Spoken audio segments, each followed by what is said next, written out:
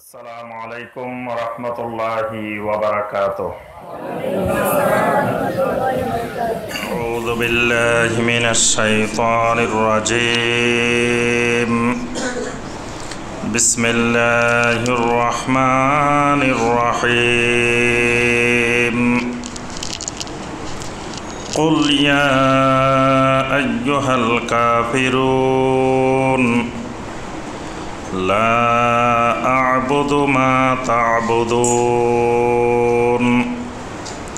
ওয়ালা আনতুম আবিদুনা মা আ'বুদ ওয়ালা আনা আবিদুম মা আবাদতুম ওয়ালা আনতুম আবিদুনা মা আ'বুদ লাকুম দীনুকুম ওয়ালিয়া দীন।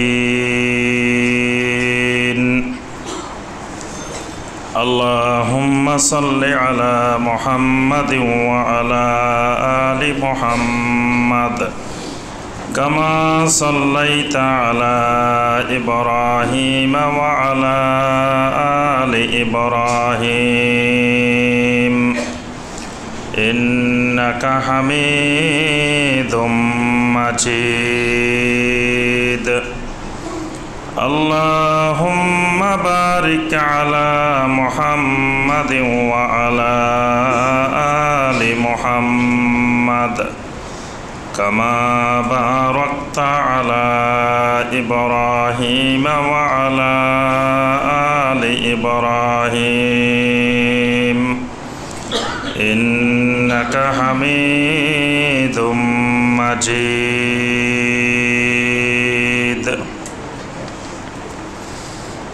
সম্মানিত উলামায়ে কেরাম, দূরের এবং কাছের সম্মানিত দ্বীনী ভাই এবং বোনেরা, আল্লাহ রাব্বুল আলামিনের দরবারে কোটি কোটি শুকরিয়া যে মহান রব্বুল আলামিন আমাদেরকে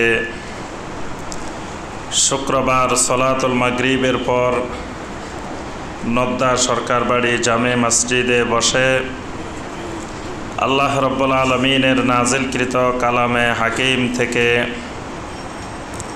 কয়েকটি আয়াতে কারিমার সংক্ষিপ্তভাবে তাফসীর করার এবং শোনার তৌফিক দিয়েছেন। সে মহান রব্বুল আলামিনের শুকর আদায় করি, সকলে বলি আলহামদুলিল্লাহ। সম্মানিত ভাই ও বোনেরা, ইতিপূর্বে তাফসিরে আমরা যে তিনটি সূরা থেকে তাফসির করেছিলাম, এই তিনটি সূরা ছিল কি কি সূরা ছিল? জি, সূরা কুরাইশ, সূরা আল মাউন এবং সূরা আল কাউসার। এই তিনটি সূরার আমরা গত তাফসিরে আলোচনা করেছি। আজকের তাফসিরে ইনশাআল্লাহ আমরা তিনটি সূরার তাফসির করব। প্রথম সূরাটি হলো সূরা আল কাফিরুন, দ্বিতীয় সূরাটি হলো সূরা আন-নাসর, তৃতীয় সূরাটি হলো সূরা আল-লাহাব। এই তিনটি সূরার সংক্ষিপ্তভাবে আমরা তাফসির করার চেষ্টা করব ইনশাআল্লাহ। এটি আমাদের দ্বিতীয় দফার ধারাবাহিক তাফসিরে সূরা আল কাফিরুন এবং সূরা আন-নাসর, সূরা আল-লাহাবের তাফসির হবে ইনশাআল্লাহ। প্রথমে আমরা আসি সূরা আল কাফিরুন। এই সূরাটি মাক্কি সূরা, সূরা আল কাফিরুন এটি মাক্কি সূরা। মাক্কি যুগের প্রথম দিকে আল্লাহ সুবহানাহু ওয়া তাআলা এই সূরাটি নাজিল করেন। এই সূরাটির নামে হলো সূরা আল কাফিরুন। এর বিপরীত, আল কাফিরুনের বিপরীত শব্দটা কি? আল মুমিনুন। কোরআনে কারিমে আরেকটি সূরা আছে, সূরা আল মুমিনুন।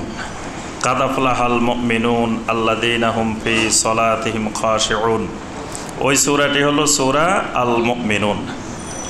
আর এই সূরাটি হলো তার বিপরীত সূরা, সূরা আল কাফিরুন। তাহলে পৃথিবীতে মানুষ কয় প্রকারের? কি কি? প্রথমত দুই প্রকার, প্রথমত দুই প্রকার, আল মুমিনুন, আল কাফিরুন। আল মুমিনুন আবার তিন প্রকার। আল মুমিনুন কয় প্রকার? তিন প্রকার। এক প্রকারের মুমিন হইল সঠিক আকীদা সম্পন্ন, সহি আকীদা সম্পন্ন মুমিন। আরেক প্রকারের মুমিন হইল ফাসিক মুমিন।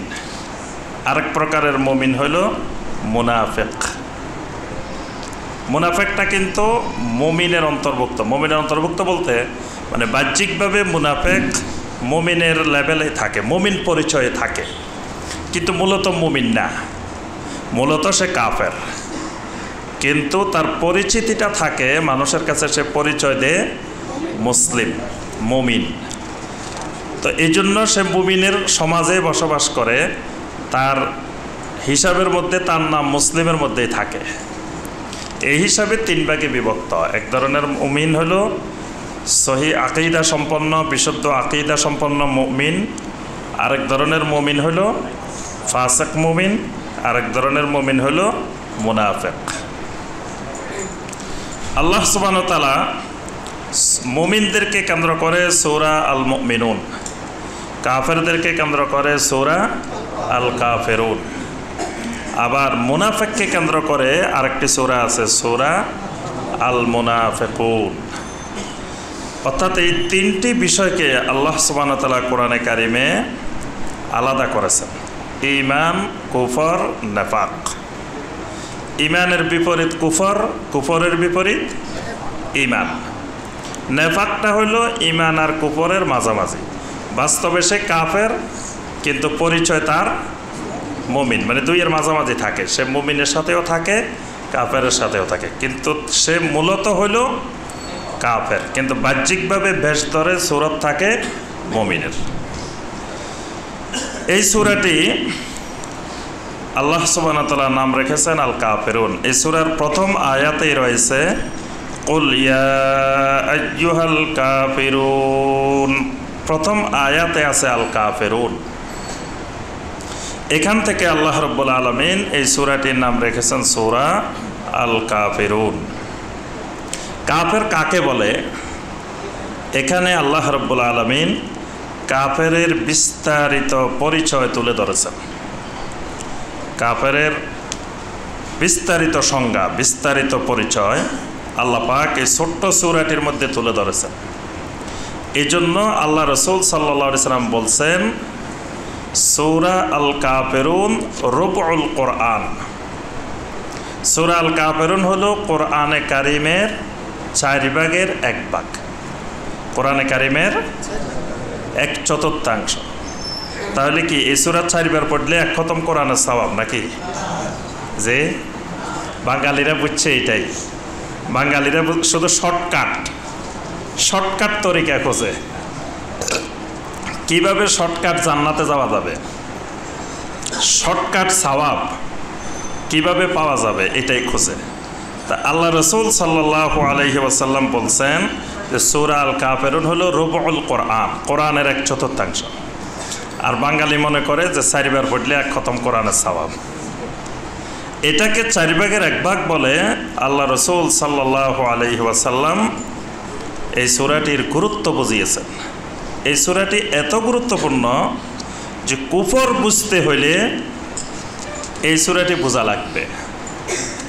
আর কুফর যদি না বুঝে কেউ ইমানদার হইতে পারবে না। একজন মুমিনের ইমানদার হওয়ার আগে কুফর করতে হবে, কাফের হইতে হবে। কাফের না হয়ে কেউ ইমানদার হওয়া যাবে না। এই কথাটা বুঝছেন? হ্যাঁ, আপনারা কি আগে কাফের হয়েছেন তারপরে ইমানদার হয়েছেন, না প্রথমে ইমানদার হয়েছেন? বলেন আবার। জি, আগে কাফের ছিলেন পরে ইমানদার হয়েছেন, নাকি সরাসরি ইমানদার? জি, না, সরাসরি কেউ ইমানদার হইতে পারে না। প্রথমে বলতে হবে লা ইলাহা, তারপরে ইল্লাল্লাহ। কাফের না হয়ে ইমানদার হওয়া যায় না, আগে হইতে হবে কাফের। কি কাফের? লা ইলাহা, কোনো মাবুদ নাই, সব মাবুদকে অস্বীকার করতে হবে। অস্বীকার করার পরে গিয়ে ইল্লাল্লাহ, তবে সত্যিকারের হক একজন মাবুদ আছেন, তিনি হইলেন আমার আল্লাহ, তারপরে ইমানদার। এই কথাটাকে আল্লাহ সুবহানাহু ওয়া তাআলা কোরআনে কারীমের সূরা আল বাকারার 256 নম্বর আয়াতে বলছেন, লা ইকরাহা ফিদ্দীন কাদ তাবায়্যানার রুশদু মিনাল গাই ফামান ইয়াকফুর বিত-তাগুতি ওয়া ইউমিন বিল্লাহি ফাকাদ ইসতামসাকা বিল উরওয়াতিল বুসকা। ফামান ইয়াকফুর বিত-তাগুত, যে ব্যক্তি তাগুতের প্রতি কুফরি করবে, ওয়া ইউমিন বিল্লাহ, আল্লাহর প্রতি ঈমান আনবে। তাহলে ঈমান আনতে হলে আগে তাগুতের প্রতি কুফরি করতে হবে। তাগুতের প্রতি কুফরি না হলে ঈমান হবে না। কিন্তু আমরা যে ঈমান আনছি, ঈমান আনার আগে তাগুত বুঝি নেই। আল্লাহর প্রতি ঈমান আনার আগে তাগুত বুঝতে হবে। তাগুতকে অস্বীকার করতে হবে, তাগুতের প্রতি কুফরি করতে হবে। তাগুতের প্রতি কুফরি না হইলে ঈমান হয় না। কারণ ঈমানদারের ওয়ালা থাকে আল্লাহর সাথে, কাফেরের ওয়ালা থাকে তাগুতের সাথে। আল্লাহ পাক এর পরের আয়াতে বলছেন, আল্লাহু ওয়ালিয়্যুল্লাযীনা আমানু ইউখরিজুহুম মিনাজ-যুলুমাতি ইলান-নূর। আল্লাহ হলেন ইমানদারদের ওয়ালি। ওয়ালি মানে কি? ওয়ালা, মহব্বা, আলবির, এই তিনটা জিনিস বুঝতে হবে। একটা কি বলছি? ওয়ালা। ওয়ালা বারা বুঝেন? ওয়ালা বারা, প্রথমে ঈমান আনতে হলে ওয়ালা বারা বুঝতে হবে। ওয়ালা, ওয়ালা মানে একেবারে গভীর অন্তরঙ্গ সম্পর্ক, যাকে ছাড়া আমি আর কিছু বুঝি না, এরকম কঠিন সম্পর্ক, কঠিন বন্ধুত্ব, এটার নাম হলো ওয়ালা। তারপরে মহব্বা। মহব্বত আর ওয়ালা দুটার মধ্যে পার্থক্য আছে। মহব্বতের চেয়ে ওয়ালা হলো আরো গভীর। মহব্বত হলো আমি কাউকে ভালোবাসি, মহব্বত করি। আর ওয়ালা হলো খালি মহব্বত করি না, তার বিরুদ্ধে কেউ কিছু বললে, তার ব্যাপারে কেউ কিছু বললে আমি আর সহ্য করতে পারি না, সরাসরি যাই, ঝাঁপাই পড়ি আমি। এটা হলো ওয়ালা, মহব্বতের উপরে। তা আল্লাহর সাথে একজন মুমিনের হবে কি? ওয়ালা। ওয়ালার পরে মহব্বত, মহব্বতের পরে বীর। বীর মানে সদাচরণ। সদাচরণ, মহব্বত, ওয়ালা তিনটা এক জিনিস না। সদাচরণ কাফেরের সাথেও করতে হবে। সদাচরণ যেটা, এটা কাফেরের সাথেও করতে হবে। আল্লাহ পাক সূরা আল মুমতাহিনার মধ্যে বলছেন, লা ইয়ানহাকুমুল্লাহু আনিল্লাযীনা লাম ইউকাতিলুকুম ফিদ্দীন ওয়া লাম ইউখরিজুকুম মিন দিয়ারিকুম আন তাবাররুহুম ওয়া তুকসিতু ইলাইহিম ইন্নাল্লাহা ইউহিব্বুল মুকসিতিন। আল্লাহ রাব্বুল আলামিন বলেন, যে সকল কাফেরেরা তোমাদের বিরুদ্ধে লড়াই করে না, তোমাদের বিরুদ্ধে যুদ্ধ করে না, তোমাদেরকে তোমাদের বাড়িঘর থেকে বের করে দেয় না, ওই সমস্ত কাফেরদের সাথে তোমরা আনতাবাররুহুম, বীর করবে, সদাচরণ করবে, ওয়া তুকসিতু ইলাইহিম, তাদের প্রতি ইনসাফ কায়েম করবে। এটাতে আল্লাহ রাব্বুল আলামিন কোনো নিষেধাজ্ঞা আরোপ করেন না। কাফেরের সাথেও সদাচরণ করতে হবে, ইনসাফ করতে হবে, আল্লাহ এটা নিষেধ করেন না। বরং কেউ যদি সবার সাথে ইনসাফ কায়েম করে, ইন্নাল্লাহা ইউহিব্বুল মুকসিতিন, আল্লাহ রাব্বুল আলামিন এরকম ইনসাফকারীদেরকে পছন্দ করেন, মহব্বত করেন। সুবহানাল্লাহ।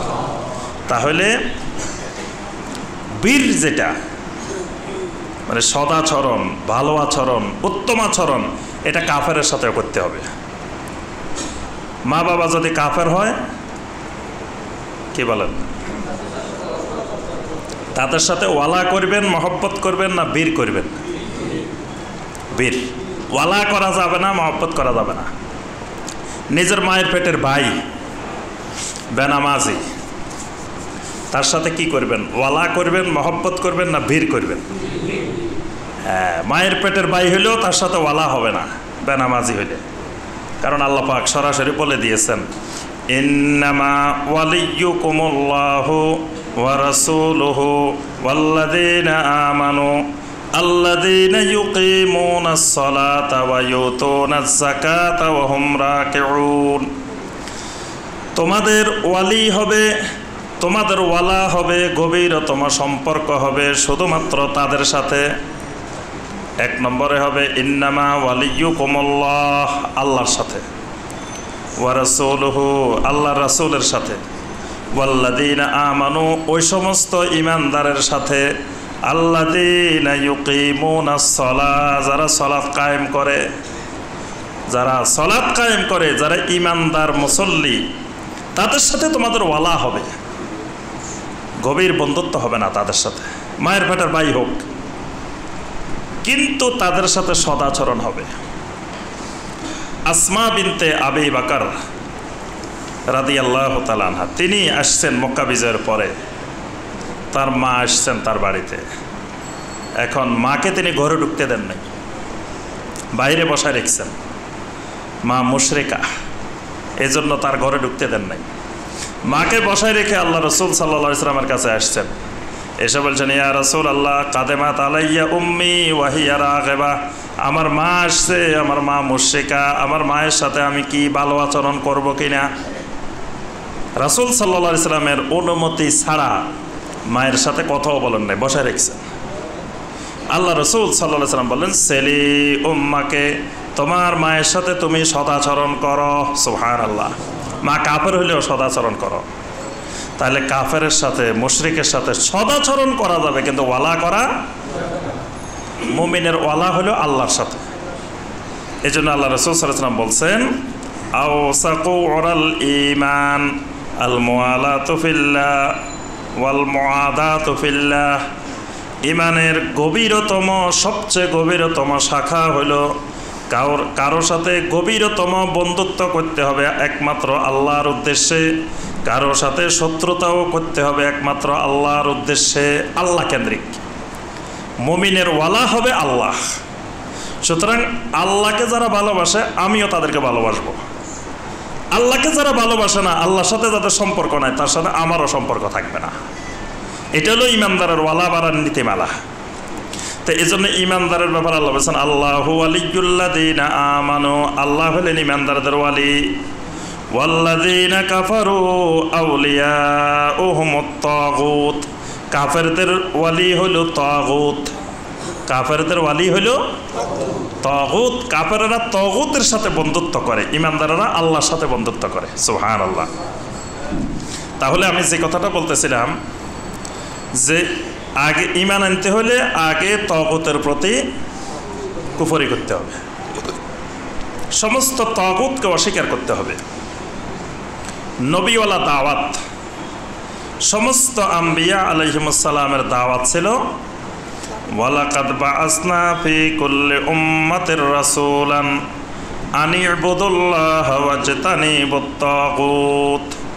সমস্ত নবীদের দাওয়াত ছিল আনি ইবুদুল্লাহ, গোলামি করো একমাত্র আল্লাহর, ওয়াজতানিবুত তাগুত, তাগুত পরিহার করো।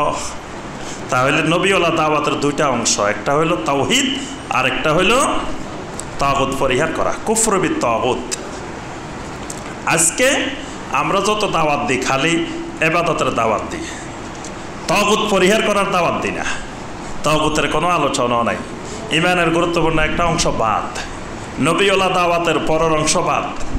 আনি ইবুদুল্লাহ কিছুটা আছে, কিন্তু ওয়াজতানিবুত তাগুত একবারেই নেই। কারণ তাগুত পরিচয় শুরু করলে যিনি দাওয়াত দিচ্ছেন উনিও তাগুত, এজন্য তাগুতের কথা আর বলে না। তারপরে সামনে যারা বসে আছে প্রথম কাতারে, তার সবাই তাগুত, এজন্য আর তাগুতের পরিচয় দেয় না। তাগুত খুবই জটিল, খুবই মারাত্মক।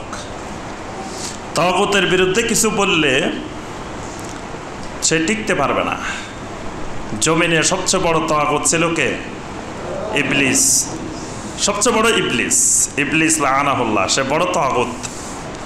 তারপরে আরো বড় বড় জমিনে তাগুত ছিল। ফেরাউনও তাগুত ছিল। ফেরাউনের ব্যাপারে আল্লাহ পাক বলছেন, ইযহাবা ইলা ফিরআউনা ইন্নাহু তাগা। মুসা এবং হারুন দুইজনে কার কাছে যাও? ফেরাউনের কাছে যাও, কারণ ইন্নাহু তাগা, ফেরাউন একজন তাগুত। তাগুত ছাড়তে না পারলে জান্নাত পাওয়া যাবে না, আল্লাহ পাক সরাসরি বলে দিয়েছেন। আল্লাহ পাক বলছেন তাগুতের সাথে যাদের সম্পর্ক তারা জাহান্নামী। ফাআম্মা মান তাগা ওয়া আথারাল হায়াতাদ দুনিয়া ফাইন্নাল জাহিমা হিয়াল মাওয়া।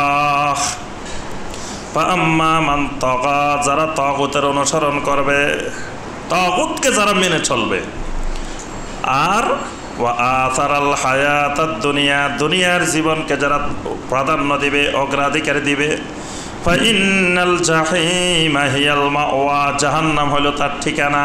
নাউযুবিল্লাহ। তাহলে তাগুত ছাড়া ঈমান হয় না। কুফরের প্রতি কি করতে হবে? তাগুতের প্রতি কুফরি করতে হবে। এই জন্য ঈমান আনতে হলে আগে তাগুতের প্রতি কুফরি, তারপরে ঈমান। এই সূরাটি নাজিল হয়, কাফেরেরা নবী সাল্লাল্লাহু আলাইহি সাল্লামের কাছে অনেকগুলো প্রস্তাব নিয়ে এসেছিল, সুন্দর সুন্দর প্রস্তাব। কারণ আল্লাহ রাসূল সাল্লাল্লাহু আলাইহি ওয়াসাল্লাম তিনি যে তাওহীদের দাওয়াত শুরু করেছেন, এই তাওহীদের দাওয়াতের কারণে সমাজের মানুষ দুই ভাগে ভাগ হয়ে গেছে। এক ভাগ মানুষ যারা তাওহীদে বিশ্বাসী, তারা তাগুতকে পুরোপুরি অস্বীকার করে তাগুতের সাথে সম্পর্ক ছিন্ন করেছে। সমাজে এক শ্রেণীর মানুষ হয়ে গেছে মুমিন, আরেক শ্রেণীর মানুষ রয়ে গেছে কাফের। এই মক্কা মুকাররমার মধ্যে মানুষ দুই ভাগে বিভক্ত হয়ে গেছে। এখন মক্কার মুরব্বীরা চিন্তা করে, এ তো সাম্প্রদায়িকতা শুরু করছে। আমাদের সমাজে আমরা এত সুন্দর করে সবাই মিলেমিশে থাকতাম, আমাদের ধর্ম যার যার ছিল, কোনো অসুবিধা ছিল না, কিন্তু আমরা সব পূজা পার্বণ উৎসব অনুষ্ঠান সব একসাথে করতাম। কিন্তু এই লোক এসে আমাদের সমাজে সাম্প্রদায়িকতা তৈরি করে দিছে, মানুষকে দুই ভাগে ভাগ করে ফেলছে। এক ভাগ মুমিন, আর এক ভাগ মুশরিক। যারা মুমিন তারা আমাদের অনুষ্ঠানে আসে না, কারণ সাহাবায়ে কেরাম কি কাফেরদের অনুষ্ঠানে যাইতেন? কাফেরদের যে যখন লাতের পূজা হইতো, উজ্জার পূজা হইতো, মানাতের পূজা হইতো, তখন কি সাহাবায়ে কেরামও যোগ দিতেন? তখন কয়, দেখো সমাজের কিছু মানুষের, আমাদের আত্মীয় স্বজন, আমাদের লোক, তাদেরকে ভাগ করে ফেলছে, এক করা দরকার সমাজের সব মানুষকে। তখন মুরব্বীরা মিলে আল্লাহ রাসূল সাল্লাল্লাহু আলাইহি সাল্লামের কাছে প্রস্তাব নিয়ে আসছেন, কয়েকটা সুন্দর সুন্দর প্রস্তাব।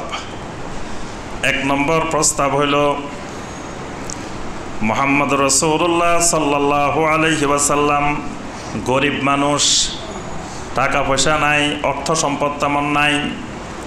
সুতরাং এই আল্লাহর বান্দারে যদি টাকা পয়সার লোভ দেখানো যায়, যদি অর্থ সম্পদ দেওয়া যায়, তাহলে মনে হয় ফিরে আনা যাবে। কারণ টাকা পয়সার প্রতি, অর্থের প্রতি লোভ মানুষের থাকে। তো এই লোকের যদি কিছু টাকা খাওয়ানো যায়, তাহলে মনে হয় ফিরে আসবে। আচ্ছা, এটা এক নম্বর প্রস্তাব। তোমার যদি অর্থের অভাব থাকে, কোনো টাকা পয়সার দরকার হয়, কি পরিমাণ টাকা দরকার, আমরা তোমার সব টাকা পয়সার ব্যবস্থা করে দিচ্ছি। যদি চাও তোমার বাড়িঘর উন্নত করতে হবে, এটা লাগবে, এটা লাগবে, যা যা দরকার সব ব্যবস্থাপনা আমরা করতেছি। তবুও তুমি সমাজে এইভাবে মানুষকে দুই ভাগ করা, এটা ছেড়ে দাও। তোমার এই তাওহীদের দাওয়াত ছেড়ে দাও। আমাদের মাবুদদের বিরুদ্ধে কথা বলা, এটা ছেড়ে দাও। আমাদের এতগুলো মাবুদ, 360টা মাবুদ, আমরা এত সুন্দর করি, সবাই মিলেমিশে একটা সুন্দর সমাজ গড়ে তুলছি। আমরা অনেক কষ্ট করে তিলে তিলে 100 বছরে এই সমাজ গড়ে তুলছি, আর তুমি এসে আমাদের এই সমাজটা ভেঙে দিচ্ছ, সমাজের মানুষকে দুই ভাগে ভাগ করে ফেলতেছ। তো টাকার দরকার, নিয়ে যাও, আমরা সবাই মিলে টাকা পয়সা দিতেছি। এটা হলো একটা প্রস্তাব। আচ্ছা, এবার যদি টাকা পয়সা না মানে তাহলে কি করতে হবে? 2 নম্বর প্রস্তাব, অনেক মানুষের ভিতরে লোভ লালসা থাকে, নেতৃত্বের লোভ, নেতা হইতে চায়। এটা আরেক নেশা। যারা এই নেশায় ধরছে, হে মৃত্যুর একেবারে জালজালার মধ্যে থাকিও এই নেশা থেকে বের হইতে পারে না।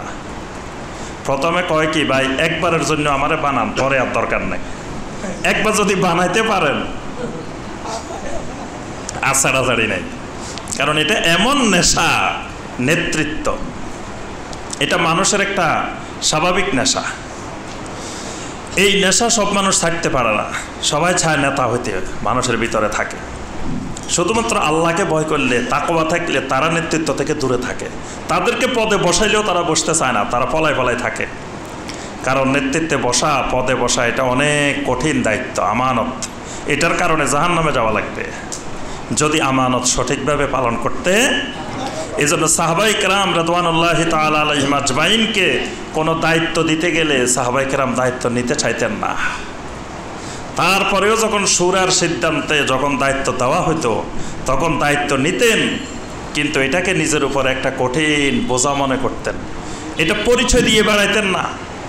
আমাদের সমাজে দায়িত্ব পাইলে এটা পরিচয় দিয়ে বেড়ায়, মানুষ কার্ড বানায় ফেলায়। একটা দায়িত্ব দিবেন, সাথে সাথে কার্ড বানায়, মানে আমি অমুক পদের অধিকারী। কিন্তু সাহাবায়ে কেরাম রাদিয়াল্লাহু তাআলা আলাইহিম আজমাইন তাদেরকে ছোট পদ, বড় পদ, যা পদে দেওয়া হইতো, তারা খলিফাতুল মুসলিমিন হইলেও, আমিরুল মুমিনিন হইলেও এটাকে তারা পরিচয় দেওয়ার বিষয় মনে করতেন না। কারণ এটা কঠিন এক দায়িত্বের ব্যাপার। এই দায়িত্বের কারণে সে জাহান্নামেও যেতে পারে। এই ভয়ে তারা দিনে প্রশাসনিক কাজ করতেন, রাত্রে আল্লাহর দরবারে কান্নাকাটি করতেন, সারা রাত তাদের ঘুম ছিল না। মুমিন যদি বুঝতো তাহলে মুমিন কখনো নেতৃত্বের লোভে, নেতৃত্ব পাওয়ার জন্য মানুষ লালায়িত হইতো না। কারণ এটা অনেক কঠিন পথ, আমানতের পথ। আচ্ছা, আল্লাহ রাসূল সাল্লাল্লাহু আলাইহি ওয়াসাল্লামকে প্রস্তাব দিল যে আপনি যদি নেতা হইতে চান, তো আপনার মতো এত ভালো নেতা, এত ফুলের মতো পবিত্র চরিত্র, এরকম নেতা কি তখন মক্কাতে ছিল? মক্কার যত নেতা ছিল সবগুলো ছিল চোর, ডাকাত, সন্ত্রাসী, তারপরে সবগুলো ছিল জানাকার, বেবিচারী, এই জাতীয়। একটা মাত্র মানুষ ছিল ফুলের মতো পবিত্র, সেটা কে? মুহাম্মদ রাসূলুল্লাহ সাল্লাল্লাহু আলাইহি ওয়াসাল্লাম। 40 বছর নবুয়তের আগে একজন মানুষ মক্কা মুকাররমার শত্রুও সাক্ষ্য দিতে পারবে না তিনি কোনোদিন কোনো নারীর দিকে তাকাইছেন, কোনো নারীর সাথে ঘুরছে যৌবন বয়সে। এমন কোনো সাক্ষ্য মক্কার একটা মুশরিক শত্রুও দিতে পারবে না, ইবলিসও দিতে পারবে না। এরকম চরিত্রের যুবক, যেই যুবক মদের বোতল লই কোনোদিন হাঁটে নাই। মক্কার সব যুবকের হাতে মদের বোতল থাকতো, কিন্তু একটা মাত্র যুবক মুহাম্মদ রাসূলুল্লাহ সাল্লাল্লাহু আলাইহি ওয়াসাল্লাম, যার হাতে কখনো জাহিরি যুগেও মদের বোতল দেখা যায় নাই, নারী দেখা যায় নাই, মারামারি, কড়াকড়ি, যুদ্ধবিগ্রহ, লাঠালাঠি, রাস্তাঘাটে যারে পাইতেছে দড়ি দড়ি মারতেছে, এইরকম নজিরও রাসূল সাল্লাল্লাহু আলাইহি ওয়াসাল্লামের জীবনে দেখা যায় না, যেগুলো সমাজের নিত্য নৈমিত্তিক ব্যাপার। তাহলে এরকম নেতা পাবে কই? সবাই মিলে সংঘবদ্ধ যে ওনারা নেতা বানাই দাও, মক্কা মুকাররমার প্রেসিডেন্ট বানাই দাও। এটা হলে খুশি হই, দাওয়াত টাওয়াত সব বাদ। কারণ প্রেসিডেন্টের জন্য মনে হয় দাওয়াত দেয়, দাওয়াত প্রেসিডেন্ট হয়ে গেছে, আর দাওয়াত কিসের? এটা দিলে শেষ। আচ্ছা, এটাও যদি না মানে, তৃতীয় প্রস্তাব, মানুষের একটা স্বভাবজাত অভ্যাস, মানুষ সুন্দরী নারী চায়, তাহলে তাকে নারীর ব্যবস্থা করো। মক্কা মুকাররমার মধ্যে যত সুন্দরী যুবতী আছে সেগুলো নিয়ে আসো। কয়জন চায়? আল্লাহু আকবার। মক্কার মুশরিকেরা, কাফেরেরা, মুনাফিকেরা আল্লাহ রাসূল সাল্লাল্লাহু আলাইহি ওয়াসাল্লামকে নারীর প্রতি কোনো ধরনের, নবী সাল্লাল্লাহু আলাইহি ওয়াসাল্লামের খারাপ আকর্ষণ ছিল, এরকম অপবাদ মক্কার মুশরিকেরা দিতে পারে নাই। অথচ বর্তমান দুনিয়ার কিছু নতুন স্বঘোষিত নাস্তিকের বাচ্চা, মানে দুনিয়াবি কিছু স্বার্থ লাভ করার জন্য, ইউরোপ আমেরিকাতে নাগরিকতা পাওয়ার জন্য, সুযোগ সুবিধা পাওয়ার জন্য, নাস্তিকের নামে বর্তমানে অনলাইনে বিভিন্ন বক্তৃতা দেয়, কথাবার্তা বলে, লেখালেখি করে। এ সকল নাস্তিকের বাচ্চারা বলে কি, কয় আল্লাহ রাসূল সাল্লাল্লাহু আলাইহি ওয়াসাল্লাম এতগুলো বিয়ে কেন করছেন? মনে হয় নারীদের প্রতি তার আকর্ষণ ছিল। নাউযুবিল্লাহ। যদি নারীদের প্রতি আকর্ষণ থাকতো, 25 বছর বয়সে কত বছর বয়সের মহিলা বিয়ে করছে? তোমরা করে দেখো, 25 বছর বয়সে 40 বছর বয়সের মহিলা বিয়ে করো। আল্লাহ রাসূল সাল্লাল্লাহু আলাইহি ওয়াসাল্লামের যতগুলো স্ত্রী ছিল, আয়েশা রাদিয়াল্লাহু তাআলা আনহা ছাড়া বাকি সবগুলো স্ত্রী ছিল কি? বয়স্কা, অনেক বয়স, বৃদ্ধ বৃদ্ধ মহিলা, অনেক বয়স। এইরকম বয়সী মহিলাদেরকে আল্লাহ পাক দ্বীনের স্বার্থে, একমাত্র দ্বীনের স্বার্থে এই বংশের মহিলা বিয়ে করাইলে এই বংশ থেকে আল্লাহ রাসূল সাল্লাল্লাহু আলাইহি ওয়াসাল্লামের শত্রুতা কমে যাবে। এই বংশের, কারণ আরবীয় রীতি ছিল সবারে মারলেও জামাই মারে না। দেখবেন এই এলাকার লোক সবারে মারলেও জামাইরে মারবে না, কারণ ওই জামাই তাদের এলাকার জামাই। এটা মানুষের একটা স্বভাবজাত অভ্যাস। রাতের 1টায় যান, 2টায় যান, 3টায় যান, দেখবেন যে ওই এলাকার লোকেরা যদি দেখে যে এটাকে ও জামাই, বাস আর কিছু বলবে না। তো ওই আজ থেকে শত শত বছর আগেও জামাইয়ের প্রতি এরকম মহব্বত সবার ছিল। সবার সাথে যুদ্ধ বিগ্রহ করলেও জামাইয়ের সাথে করবে না। আল্লাহ সুবহানাহু ওয়া তাআলার জন্য বেছে বেছে যেই গোত্রগুলা আল্লাহ রাসূল সাল্লাল্লাহু আলাইহি ওয়াসাল্লামের উপরে, ইসলামের উপরে, দ্বীনের উপরে আক্রমণ বেশি করার সম্ভাবনা ছিল, ইসলামকে নিরাপদ করার জন্য, আল্লাহর দ্বীনকে নিরাপদ করার জন্য আল্লাহ পাক ওই সকল গোত্রে নবী সাল্লাল্লাহু আলাইহি ওয়াসাল্লামকে বিয়ে করার নির্দেশ দিয়েছেন। সুবহানাল্লাহ। এই সবগুলো বিয়ে আল্লাহ রাসূল সাল্লাল্লাহু আলাইহি ওয়াসাল্লাম নিজের থেকে করেন নাই, এগুলো স্বয়ং আল্লাহ করাইছেন। আল্লাহ সুবহানাহু ওয়া তাআলা এগুলো বিয়ে করার জন্য নির্দেশ দিয়েছেন। তা আল্লাহর নির্দেশেই নবী সাল্লাল্লাহু আলাইহি ওয়াসাল্লাম ইসলামকে নিরাপদ করার জন্য, আল্লাহর দ্বীনকে নিরাপদের জন্য বিয়েগুলো করছে। তো কাফেরদের প্রস্তাব, সুন্দরী নারীর ব্যবস্থা করা, 3টা প্রস্তাব, এটা হলো মেইন প্রস্তাব। তা আরবের মুরব্বী যারা, অনেকগুলো বুড়ো বুড়ো মুরব্বী ছিল, তো মুরব্বীদের যখন 3 মাথা একত্রিত হয় তখন বুদ্ধি বেড়ে যায়। 3টা মাথা যখন একত্রিত হয় তখন মানুষের বুদ্ধি একবারে ফেঁকে যায়। মানে প্রত্যেকটা জিনিস ফাঁকার, পাকলে দেখবেন যে একটা লক্ষণ আছে। আম পাকছে কিনা তাকাইলে এখান থেকে বুঝতে পারবেন না? কি বলেন?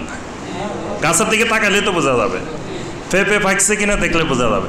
মানুষ পাকছে কিনা এটা বুঝবেন কিভাবে? হ্যাঁ, যখন 3 মাথা একত্রিত হবে বুঝতে হবে মানুষ এটা পাকে গেছে, জোনা হয়ে গেছে। জোনা বুঝেন? নারিকেল একবারে জোনা হয় না? যখন 3 মাথা একত্রিত হবে তখন বুঝতে হবে যে মানুষ এটা পাকছে। এর আগ পর্যন্ত মানুষের কিছু কাঁচা থাকে। তো মক্কা মুকাররমায় কিছু পাকনা মানুষ ছিল এরকম। 3 মাথা তো বুঝেন, মানে 2 হাঁটু আর মাথা, এইটা একত্রিত করে যখন বসবো তখন বুঝবেন যে এটা বুদ্ধি ভাঁকে গেছে, মানুষ এটা একবারে পাকনা। এই পাকনা মাথাওয়ালা এগুলো বলতেছে, শোনো, তোমরা যে 3 প্রস্তাব নিয়ে যাইতেছ, এক প্রস্তাবেও কাজ হবে না।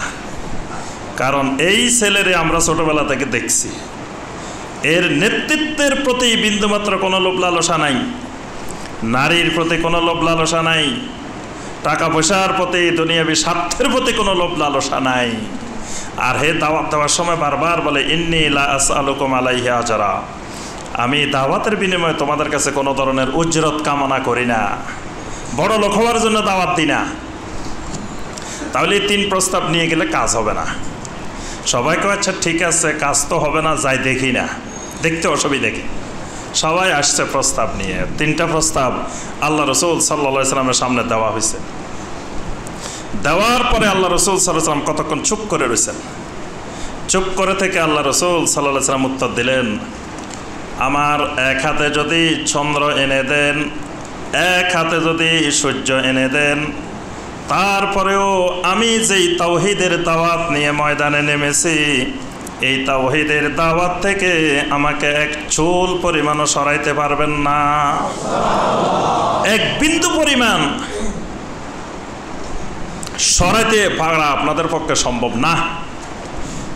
এগুলো আমার কাছে তুচ্ছ, এগুলো কিছুই না। নেতৃত্ব, নারী, সম্পদ, এগুলো আমার কাছে কিছুই না, এগুলো আমার দরকার নেই। আমি চাই জমিনে শিরক উচ্ছেদ হবে, তাওহীদ প্রতিষ্ঠা হবে, এটাই আমার মিশন। আচ্ছা, এবার সবাই গেছে তিন মাথাওয়ালাদের কাছে, পাটনা বুড়াদের কাছে। বুড়ারা আমরা আগে বলি নাই, আমরা চিনি না ছোটবেলা থেকে, আমাদের মুরব্বীদের কথা তো শোনো না। আচ্ছা, এরপরে সবাইকে আপনারাই বুদ্ধি দেন, তাহলে আমরা কি করতে পারি। তখন মুরব্বীরা একটা প্রস্তাব দিছে যে এইটা নিয়ে দেখো, এই বুদ্ধিটা নিয়ে কাজ হয় কিনা। সেটা হলো আল্লাহ রসুল মুহাম্মদ সাল্লাল্লাহু আলাইহি ওয়াসাল্লামের কাছে গিয়ে এই প্রস্তাবটা দাও। সেটা হলো 1 বছর আমরা সবাই মিলে মুহাম্মদের আল্লাহর ইবাদত করব, আরেক বছর মুহাম্মদ সহ সবাই মিলে আমাদের মাবুদের ইবাদত করবে। সমঝোতা হয়ে যাক আমাদের মধ্যে আর তার মধ্যে। 1 বছর আমরা সবাই আল্লাহর ইবাদত করব, মুহাম্মদ সাল্লাল্লাহু আলাইহি ওয়াসাল্লাম যেভাবে বলে সেইভাবে করব, কোনো অসুবিধা নেই। সকাল বিকাল রাত্রে সন্ধ্যা সব সময় করব। আরেক বছর মুহাম্মদ সাল্লাল্লাহু আলাইহি ওয়াসাল্লাম সহ সবাই এসে আমাদের মাবুদের ইবাদত করবে।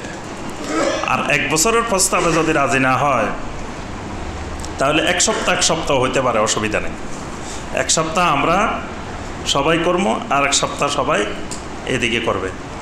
তবে তাকে এটাও বলে দাও, সে যখন আল্লাহর ইবাদত হবে সেখানেও সেই নেতৃত্বে থাকবে, ইমামতি করবে। আবার যখন আমাদের মাবুদের ইবাদত হবে সেখানেও সে ইমামতি করবে। 2 জায়গায় ইমাম, মানে ওয়াজ মাহফিলেও সভাপতি, গান বাজনার অনুষ্ঠানেও সভাপতি, 2 জায়গায় থাকবে, কোনো অসুবিধা নেই। ওয়াজ মাহফিলের জন্য আসলেও 1 লাখ টাকা, গানের অনুষ্ঠানের জন্য আসলেও 1 লাখ টাকা, যেটার জন্য আসবে বাস সব জায়গায় আছে। আল্লাহ রসুল সাল্লাল্লাহু আলাইহি ওয়াসাল্লামকে 2 জায়গায় নেতৃত্ব দিতে চেয়েছে, দিয়ে একটা সমঝোতা, আমরা সবাই একসাথে সমাজে মিলে মিশে শান্তিপূর্ণভাবে বসবাস করি। কিন্তু তাওহীদ আর শিরক কোনোদিন মিলে না। তাওহীদ এক জিনিস, শিরক এক জিনিস, সম্পূর্ণ বিপরীত ধর্মী জিনিস। এই দুটাকে একসাথে এক করা যায় না। এখন আল্লাহ রসুল সাল্লাল্লাহু আলাইহি ওয়াসাল্লাম বলেন, আচ্ছা ঠিক আছে, মুরব্বীরা যখন প্রস্তাব দিছে, আমি আমার আল্লাহর সিদ্ধান্তের অপেক্ষায় থাকি। আমার আল্লাহ সুবহানাহু ওয়া তাআলা এই ব্যাপারে কি ফয়সালা দেন সেটা একটু দেখি। তখন আল্লাহ রাব্বুল আলামিন এই সূরা আল কাফিরুন নাজিল করে ওই মুরব্বীদের 3 মাথাওয়ালাদের প্রস্তাবের জবাব আল্লাহ রাব্বুল আলামিন এই সূরা আল কাফিরুনের মধ্যে দিয়ে দিয়েছেন। এখানে যে জবাবটা আল্লাহ রাব্বুল আলামিন দিয়েছেন, সেই জবাবটা হলো ইবাদত কেন্দ্রিক, ইবাদত কেন্দ্রিক এবং মাবুদ কেন্দ্রিক। ইবাদত এবং মাবুদ কেন্দ্রিক জবাব।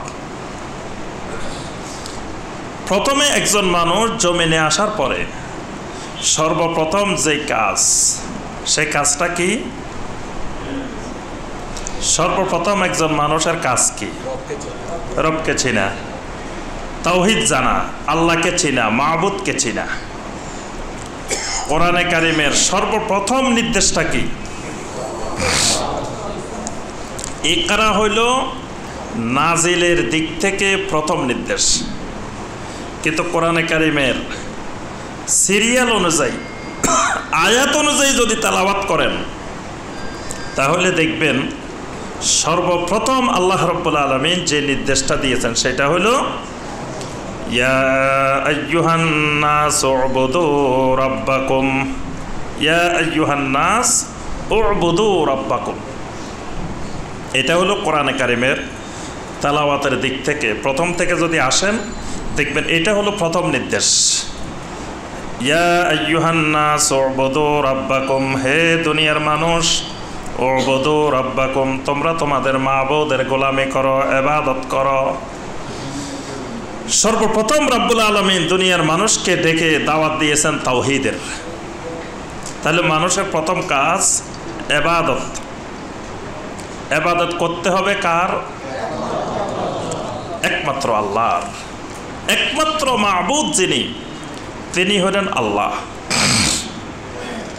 ইবাদত করতে হবে কার পদ্ধতিতে? একমাত্র, এখানেও একমাত্র আছে, এটা হলো ইত্তেবার তাওহীদ। অর্থাৎ ইবাদতটা করার তরিকা হবে, পদ্ধতি হবে তরিকায় মুহাম্মদ রাসূলুল্লাহ সাল্লাল্লাহু আলাইহি ওয়াসাল্লাম। ইবাদতটা কয় ধরনের? ইবাদত কয় প্রকারের? 5 প্রকারের ইবাদত। 5 ধরনের ইবাদত আল্লাহ পাক বান্দার জন্য নির্ধারণ করেছেন। এক ধরনের ইবাদত হলো ইবাদতে কলবিয়া, কলবের ইবাদত, কলব কেন্দ্রিক, যেমন নিয়াত কলব কেন্দ্রিক, তাকওয়া কলব কেন্দ্রিক, তাওয়াক্কুল কলব কেন্দ্রিক, সবর কলব কেন্দ্রিক, অনেক ইবাদত আছে কলব কেন্দ্রিক। তারপরে হলো ইবাদতে বাদানিয়া, শারীরিক ইবাদত, শরীর কেন্দ্রিক ইবাদত, যেমন সালাতের ভিতরে মাথা থেকে শুরু করে পা পর্যন্ত প্রত্যেকটা অঙ্গ প্রত্যঙ্গ সালাতের মধ্যে অংশগ্রহণ করে। শরীরের এমন কোনো অঙ্গ নাই যেই অঙ্গটা নামাজের মধ্যে, সালাতের মধ্যে অংশগ্রহণ করে না। এই জন্য এটাকে আল্লাহ বলছেন ওয়ালা যিকরুল্লাহি আকবার, সবচেয়ে বড় জিকির। এরপরে আপনার আরেকটা ইবাদত হলো ইবাদতে মালিয়া, আর্থিক ইবাদত। চতুর্থ রকমের ইবাদত হলো ইবাদতে মারকাবা, মানে শারীরিক এবং আর্থিক দুইটার সমন্বয়ে যে ইবাদতটা, সেটা আল ইবাদা আল মারকাবা। আর একটু চা নিয়ে আস। আল ইবাদা আল মারকাবা, দুটার সমন্বয়ে ইবাদত। যেমন হজ, শারীরিক এবং আর্থিক দুইটা মিলে, উমরা, এরকম আরো অনেকগুলো ইবাদত আছে যেগুলো শারীরিক এবং আর্থিক। আরেকটা হলো আল ইবাদা ফিল হালাল ওয়াল হারাম, হালাল এবং হারামের ক্ষেত্রে ইবাদত।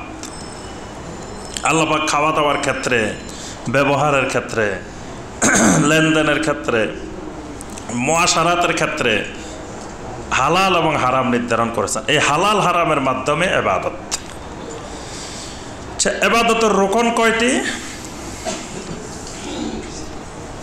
কি আজকে দেখা যায় সবাই ক্লাসের নতুন স্টুডেন্ট। ইবাদতের রুকন আমরা মনে হয় গত তাফসিরেও বলছিলাম। ইবাদতের রুকন কয়টি? প্রত্যেকটি ইবাদতের রুকন হলো 3টি। একটা হলো আল মাহাব্বাহ, আরেকটা হলো আর রাজা, আরেকটা হলো আল খাউফ। এই 3টা দিয়ে ইবাদত করতে হবে, না হয় ইবাদত কবুল হবে না। 1 নম্বরটা কি? মাহাব্বা, মহব্বত। মহব্বত তো আমরা বুঝি, মহব্বত মানে কি? আজকে সবাই মনে কষ্ট নিছে, মনে হয় কথাবার্তায় কয় না। আল মাহাব্বা, মহব্বত মানে ভালোবাসা। কার ভালোবাসা? দুইটা ভালোবাসা লাগবে। ইবাদত করতে হলে যেই মাবুদের জন্য ইবাদত, সেই মাবুদের সাথে ভালোবাসা থাকতে হবে, মহব্বত থাকতে হবে।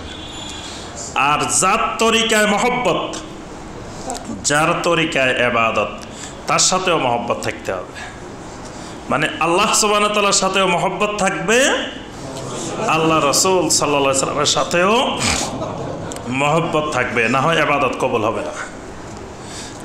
2 নম্বর হলো আর রাজা, মানে আশা। কিসের আশা? আল্লাহ সুবহানাহু ওয়া তাআলার রহমতের আশা। ইয়ারজুনা রাহমাতিহি, আল্লাহ রাব্বুল আলামিনের রহমতের আশা থাকতে হবে। রহমতের আশা না থাকলে ইবাদত কবুল হয় না, ইবাদতে হয় না সেটা। আরেকটা হলো আল খাউফ, ভয়। আল্লাহর ভয় থাকতে হবে ইবাদতের মধ্যে। আল্লাহর ভয় যদি না থাকে তাহলে ইবাদত কবুল হবে না। তাহলে মহব্বত, আর রাজা, আল খাউফ, এই তিনটা হলো ইবাদতের কি রকন। এখানে আল্লাহ সুবহানাহু ওয়া তাআলা যে জবাবটা দিয়েছেন সেটা হলো ইবাদত কেন্দ্রিক।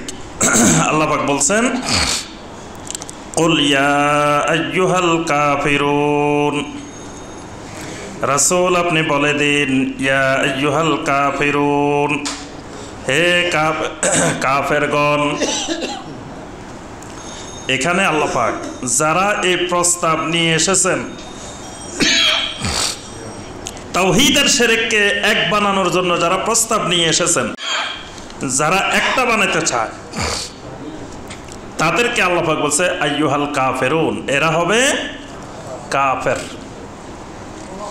লা আ'বুদু মা তা'বুদুন, হে কাফেরগণ, লা আ'বুদু মা তা'বুদুন, তোমরা যে মাবুদের ইবাদত করো আমি কিন্তু সেই মাবুদের ইবাদত করি না। আমার মাবুদ তোমাদের মাবুদ সম্পূর্ণ ভিন্ন। আমার মাবুদ হলো কে? একমাত্র আল্লাহ রাব্বুল আলামিন। আর তোমাদের মাবুদ অসংখ্য। তোমাদের মাবুদ যারা, ওই সকল মাবুদের ইবাদত আমি কিন্তু করি না। ওয়ালা আনতুম আবিদুনা মা আ'বুদ, আর আমি যে মাবুদের ইবাদত করি তোমরাও সেই মাবুদের ইবাদত করো না। আমি যে মাবুদের ইবাদত করি তোমরা সেই মাবুদের করো না, আর তোমরা যে মাবুদের ইবাদত করো আমি কিন্তু সেই মাবুদের ইবাদত। ওয়ালা আনা আবিদুম মা আবাদতুম, তোমরা যে সকল মাবুদের ইবাদত করো আমি কখনোই সে সকল মাবুদের ইবাদত করব না, করিও নাই, ভবিষ্যতে কোনোদিন করার সম্ভাবনাও নাই। কথাটা আল্লাহ পাক বারবার বলছেন, একই কথা দুইবার বলছেন গুরুত্ব দেওয়ার জন্য। ওয়ালা আনতুম আবিদুনা মা আ'বুদ, আমি যে মাবুদের ইবাদত করি তোমরা কখনো তার ইবাদত করবে না। তোমরা এতদিন ইবাদত করো নাই, ভবিষ্যতে আমার মাবুদের ইবাদত করার সম্ভাবনাও তোমাদের নাই। অর্থাৎ আমার মাবুদ, প্যান বন্ধ করলো কেন? আমার মাবুদ তোমাদের মাবুদ, দুই মাবুদ এক না। তো মাবুদ যেহেতু ভিন্ন ভিন্ন, সুতরাং এখানে মিলিত হওয়ার, ঐক্য হওয়ার কোনো সম্ভাবনা নাই। মানে দুই মাবুদের লোক এক হবে এটা সম্ভব না। যদি মাবুদ একজন হয় তাহলে ঐক্য সম্ভব, কিন্তু মাবুদ যদি ভিন্ন ভিন্ন হয় তাহলে অনেক মাবুদের অনুসারী, অনেক মাবুদের ইবাদতকারী একসাথে একত্রিত হওয়ার সম্ভাবনা নাই। লাকুম দীনুকুম ওয়ালিয়া দীন, তোমাদের দিন তোমাদের জন্য, আর আমার দিনটা হলো আমার জন্য। এখানে কাফেরদের জীবন ব্যবস্থাকেও আল্লাহ দিন বলছেন। অর্থাৎ কাফেরেরা যেই মাবুদদের ইবাদত করে এটাকেও আল্লাহ রাব্বুল আলামিন দিন হিসেবে উল্লেখ করেছেন যে এটাও একটা দিন। আবার আল্লাহ সুবহানাহু ওয়া তাআলার ইবাদত কেন্দ্রিক যেই দিন এটাকে আল্লাহ দিন বলছেন। অর্থাৎ একটা দিন হলো দিনুল্লাহ, আল্লাহর দিন। আরেকটা দিন হলো দিন তাগুতের দিন। বিভিন্ন মাবুদ কেন্দ্রিক যে দিন, সে তোমাদের দিন সম্পূর্ণ আলাদা, আমার দিন সম্পূর্ণ আলাদা। সুতরাং দিন যদি আলাদা হয় তাহলে একসাথে মিলিত হওয়ার সম্ভাবনা নাই। এখানে আল্লাহ রাব্বুল আলামিন এই সূরার মধ্যে তাওহীদুল ইবাদাকে আল্লাহ রাব্বুল আলামিন আরও স্পষ্ট করে দিয়েছেন, অর্থাৎ ইবাদত কেন্দ্রিক তাওহীদ।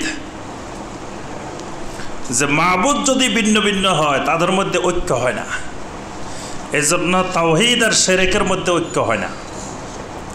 সমাজে ঐক্য প্রতিষ্ঠা করতে হলে, ঐক্যবদ্ধভাবে থাকতে হলে তাদের সবাইকে এক মাবুদের অনুসারী হতে হয়, আকীদা একই রকম হতে হয়। আকীদা ভিন্ন ভিন্ন হলে, মাবুদ ভিন্ন ভিন্ন হলে তাদের ভিতরে ঐক্য হওয়া সম্ভব নয়। আল্লাহ সুবহানাহু ওয়া তাআলা এই সূরাটির মধ্যে এই ইবাদত কেন্দ্রিক তাওহীদকে অত্যন্ত সুন্দরভাবে তুলে ধরেছেন। আল্লাহ পাক আমাদেরকে এই সূরার আলোকে আমল করার তৌফিক দান করুন।